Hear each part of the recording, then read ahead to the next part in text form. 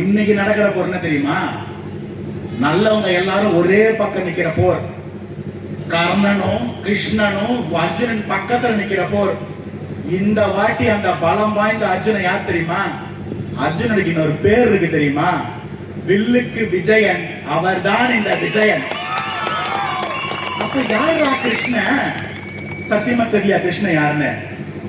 ஒட்டுமொத்த தமிழக மக்கள், இளைஞர்கள், என் தாய்மார்கள், என் சகோதரிகள், அப்ப கிருஷ்ணன் குருஷேத்திரம் ஆரம்பிக்கும் போது வாயில வச்சு ஊதன சங்கேதடா. அதுதான் நமக்கு கொடுத்த சின்னம் விஜய். இதெல்லாம் நம்ம எதிர்பார்த்து நடக்கிற விஷயமா? ஆண்டவனே நம்ம பக்கம் இருக்கான். எங்க அண்ணன் ஒரு வீடியோ போட்டாப்ல, ஆட்சியே அவங்க பக்கம் இருக்கு, என்னப்பா பண்ண போற? போடா, ஆண்டவனே நம்ம பக்கம் இருக்கான்னு பிள்ளையார் பட்டி பிள்ளையாருக்கு அருள் வாங்கிட்டு வந்து நிக்கிறேன். இந்த விசில் ஒன்ன வந்துட்டானுங்க. கிரிக்கெட் கிரவுண்டுக்குள்ள விசில் எடுத்து போக கூடாது. ஏன்? வெளிநாட்டுல இருந்து கிரிக்கெட் பார்க்கறோம் பயந்துருவாங்களாம். விசில் பாம் பாரு. உடனே கேக்குறாங்க, என்னங்க உங்க ஆட்சி சொல்லுங்க. நாங்க சொல்லுங்க கிரிக்கெட் வாரியம் சொல்லிச்சு. போய் அங்கேயும் கேட்டாங்க பசங்க, என்ன பிசிசி ஐசிசி அறிக்கை விடுச்சு. எங்களுக்கு இதுக்கு எந்த சம்பந்தமும் இல்ல, உங்க அரசாங்கத்தை கேட்டுக்கங்க. அப்போ வராங்க, இந்த மாதிரி யாராவது விசிலிச்சா பயந்துடக்கூடாது இல்லையான்னு. 4.5 வருஷமா வார்டுக்கே போவாத கவுன்சிலர் ஒருத்தர், அவர் பக்கம் தூய்மை பணியாளர் போறாரு, விசில் அடிச்சு குப்பையை கலெக்ட் பண்ணுவாங்க. அவர்கிட்ட போயிட்டு இதுக்கப்புறம் நீ விசில் அடிக்காத, இந்த ஒரு ஒளிப்பெருக்கான் கொடுக்குறேன், இதை வச்சு அம்மா குப்பைன்னு கத்துன்னு திமுக கொடுக்குறாரு. திமுக கொடுத்தா அம்மா குப்பை தான் கத்த முடியும், வேற என்ன கத்த முடியும்? நம்மள வேற விசில் அடிக்கிறானுங்க குப்பைக்கார பசங்க. ஆமா சாமி, நாங்க குப்பைக்கார பசங்க தான். ஆனா நாங்க கவர்ல கட்டி அள்ளி போட வந்த குப்பையே நீங்க தான். இந்த விசிலுக்கு ஒரு வரலாறு இருக்கு. எங்கெங்கெல்லாம் திருடனை பாக்குறாங்களோ போலீஸ்காரன் அடிக்கிற விசில், எங்கெங்கெல்லாம் டிராபிக் ஜாம் ஆகுதோ அங்கங்க டிராபிக் சார்ஜ் அடிக்கிற விசில், எங்கெங்கெல்லாம் மேட்ச்ல ஃபவுல் நடக்குதோ ரெஃபரிங் அடிக்கிற விசில், எங்கெங்கெல்லாம் ஊழல் பெருச்சாலிங்க இருக்குதோ அங்கெங்கெல்லாம் ஒரு இளைஞன் அடிக்க போற விசில். இது வெறும் விசில் இல்ல, இந்த தீய சக்திக்கு நம்ம எல்லாரும் சேர்ந்து ஊத போற சங்கு. ஊதிரோமா? நிறைய பேசிட்டோம், அதனால சிம்பிளா காப்பாத்த எம்ஜிஆர் இல்ல, கடவுள் ஆயிட்டாரு. திரும்ப இன்னொரு சிங்கத்தை அவர் அமைச்சு வச்சிருக்காரு. அதுதான் இந்த சிங்கம். தமிழ் தாயின் புதல்வன் எங்களின் அண்ணன் விஜய் அவர். யார் ஒருத்தரை பார்த்தா நல்லவங்க முகத்தெல்லாம் சிரிப்பு வருதோ அவரு நல்லவர். அந்த நல்லவர் பேர் சொன்னா கெட்டவங்க மூஞ்சிலாம் பயம் வந்தா அவரு வல்லவர். அந்த ஒரு வல்லவனை வீழ்த்துறதுக்கு மேடையில இடம் இல்லாத அளவுக்கு நீங்க கூட்டணி அமைச்சு நின்னீங்கன்னா அவரு வீரன். நீங்க ஒட்டுமொத்த பேரை சேர்ந்தா அந்த வீரனை தொட்டு கூட பார்க்க முடியாது. அவன் தான் தலைவன். அதுதான் இந்த முகம். இன்றில்லையே என்றும் இல்லை, நாம் இல்லாமல் மாற்றம் இல்லை. கான்பிடண்டா சொல்றேன், வெற்றி நிச்சயம். மீண்டும் சந்திப்போம். தாயாம் தமிழை வணங்குகிறேன். வருங்கால நிரந்தர முதல்வர் என் அண்ணன் தளபதி விஜய் அவர்களை வணங்குகிறேன். போர்படை தளபதிகளுக்கெல்லாம் தளபதி நம்மை ராணுவ படை போன்று வழிநடத்தி கொண்டிருக்கும் எனது பாசத்திற்குரிய அன்பு அப்பா பொதுச் செயலாளர் ஆனந்த் அவர்களை வணங்குகிறேன். மேடையில் அமர்ந்திருக்கும் பர்வேஷ் அவர்களே, ஜோசப் தங்கராஜ் அவர்களே, மேடையில் அமர்ந்திருக்கும் அனைத்து நிர்வாகிகளையும் வணங்குகிறேன். எல்லாரும் நல்லா இருக்கீங்களா? ஆங்கிலேயரை எதிர்த்து முதலில் போரிட்ட முதல் பெண் மூதாட்டி எனது மூதாட்டி வேலுநாச்சியாரின் மண்ணில் இன்று நான் பேசிக் கொண்டிருக்கிறேன் என்பதிலே எனக்கு மிகப்பெரிய பெருமை.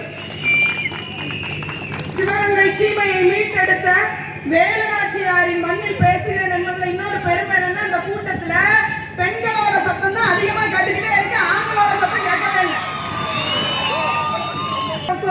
போல சகால வேலை பொங்கி வந்தாலே அனந்தஜித் பாவம் அவருக்கு புரியல. கருப்ப குசும்பு பிடிச்சவர், அதுக்குதான் மேல ஆடாத கீழே வந்து ஆடு அப்படின்னு. ஐயா, இந்த நடனத்து மேலையும் இந்த பெண்கள் மேலையும் நீங்க செலுத்துற கவனத்தை இந்த திருப்பத்தூர் தொகுதி மேல நீங்க செலுத்தி இருந்தீங்கன்னா இன்னைக்கு இந்த கூட்டத்தை கூடியிருக்காங்க. 20 வருஷமா ஆட்சியில இருக்கீங்களே, எங்க திருப்பத்தூர் தொகுதிக்கு என்ன செஞ்சு கிழிச்சிங்க நான் கேட்கிறேன். காரைக்குடி, திண்டுக்கல்,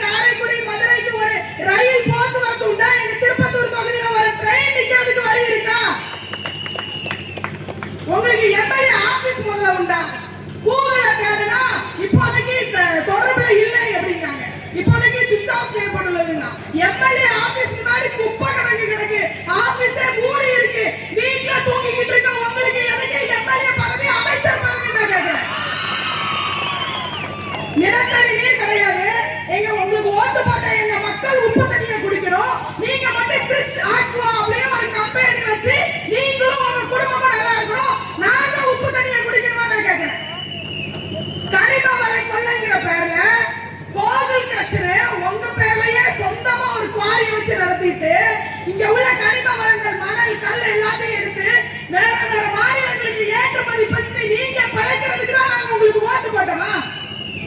நம்ம ஊர்ல மொத்தத்துல நம்ம தொகுதியில ஒரு நல்ல ஹாஸ்பிடல் இருக்கா? மஞ்சு விரட்டுக்கு பெயர் போன தொகுதி நம்ம தொகுதி. 600 மஞ்சு விரட்டுகள் நடந்துட்டு இருக்கு. தமிழர் பண்பாடை எடுத்துக்காட்டும் தொகுதி எங்க திருப்பத்தூர் தொகுதி.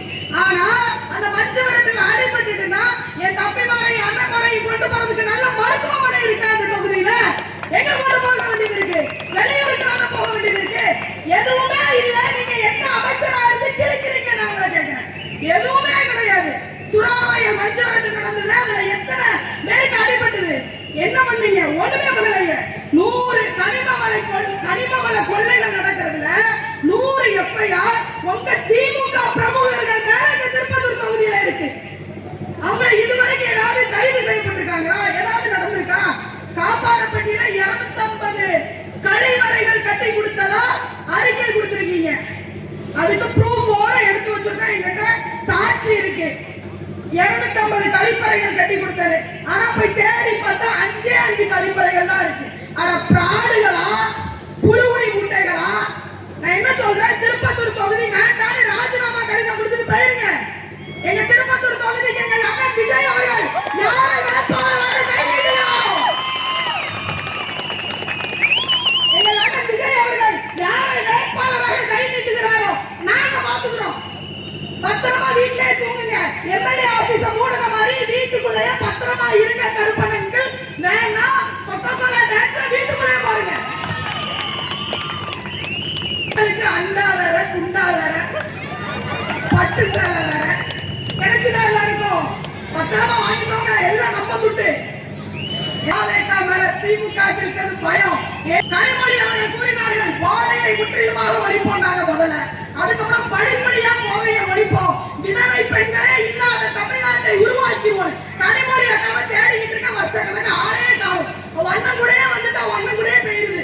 தனியா வந்தா சிவகங்கைக்கு கூட்டு வரேன்னு நம்ம பாத்துக்கிறோம். விதவை பெண்களே இல்லாத தமிழ்நாட்டை உருவாக்கி கிழிச்சிட்டீங்க. நீங்க ஆட்சி அமைச்சதுல இருந்துதான் தமிழ்நாட்டில் விதவை பெண்கள் அதிகம். உதயநிதி ஸ்டாலின் அவர்கள் துணை முதலமைச்சர், இவர் முதலமைச்சர். இன்னும் உதயநிதியோட மகனை வந்து உருவாக்கிக்கிட்டு இருக்காங்க. நீங்க பண்ணின மன்னராட்சிக்கு முற்றுப்புள்ளி வைக்க வந்த ஒரே நல்ல தலைவர் எங்க அண்ணன் விஜய் அவர்கள் மட்டும்தான். என்ன செஞ்சு கிழிச்சிருக்கீங்க? நீங்களும் உங்கள் குடும்பமும் வாழ்ந்து வளர்வதற்கு திருப்பத்தூர் தொகுதி மக்களை இழிச்ச வாயை நான் கேட்கிறேன். ஒரு தடவையோட முடிச்சு போச்சு உங்க கதை. திமுகவின் கதைக்கும் பெரிய கருப்பனின் கதைக்கும் முற்றுப்புள்ளி வைத்து விட்டது இந்த தாவேகா பொதுக்கூட்டம். திருப்பத்தூர் தொகுதியில ஒரு இன்ஜினியரிங் காலேஜ் உண்டா? ஒரு பாலிடெக்னிக் காலேஜ் உண்டா? ஒரு ஆர்ட்ஸ் அண்ட் சயின்ஸ் காலேஜாவது உண்டா? இவ்வளவு பெரிய மக்கள் வாழ்ற இடத்துல ஒரே ஒரு தொழில் நிறுவனம் ஏதாவது உண்டா? சிப்காட் போன்ற பெரிய பெரிய தொழில் நிறுவனங்கள் ஏதாவது எங்க மக்களுக்கு உண்டா? 5 பேர் வேலை பார்க்கும் அலுவலகங்களை தாண்டி எங்க மக்கள் வேலை பார்க்கிறதுக்கு கூட ஒரு இடம் இல்லையே. திமுக என்ன ஆட்சி நடத்துறீங்க நான் கேட்கிறேன். எதுவுமே கிடையாது. இங்க நடக்கிற ஆக்சிடென்ட்ஸுக்கு மருத்துவமனை கிடையாது. மருத்துவமனைக்கு போனாலும் மருத்துவமனை உபகரணங்கள் கிடையாது. குடி தண்ணி கிடையாது. நல்ல தண்ணி கிடையாது. காவேரி ஆத்துல இருந்து வர தண்ணி 10 நாளைக்கு ஒரு தடவை எங்களுக்கு வருது. அப்ப எங்க மக்கள் குடி தண்ணிக்கு என்ன பண்ணுவாங்க? நல்ல குடி தண்ணீர் குடிக்காமல் என் மக்களும் எனது சின்ன பிள்ளைங்களும் ஹாஸ்பிட்டல்ல நோயால அட்மிட் ஆயிட்டு இருக்காங்க. பெரிய கற்பனாக்கள் நீங்க மட்டும் அக்வா தண்ணி குடிக்கணும். எங்க தாவேகா மக்கள் மட்டும் உப்பு தண்ணி குடிக்கணுமா? தாவேகா மக்கள் என்பது மொத்தமாக திருப்பத்தூர் தொகுதி மக்களே தாவேகா மக்கள் தான். ஏதாவது ஒரு ஆட்சி மாற்றம் நடந்துராதா? ஏதாவது ஒரு விடிவு காலம் வந்துராதா? எங்கேயாவது ஏதாவது மாறிடாதான்னு தமிழக மக்கள் எதிர்பார்த்திருந்த காலத்தில் தோன்றிய ஒரே தலைவன் தளபதி விஜய் அவர்கள் மட்டும்தான். பாதாள சாக்கடை அமைச்சு தந்திருக்கீங்களா? அங்கங்க சாக்கடை, அங்கங்க குப்பை. திருப்பத்தூர் தொகுதி ஃபுல்லா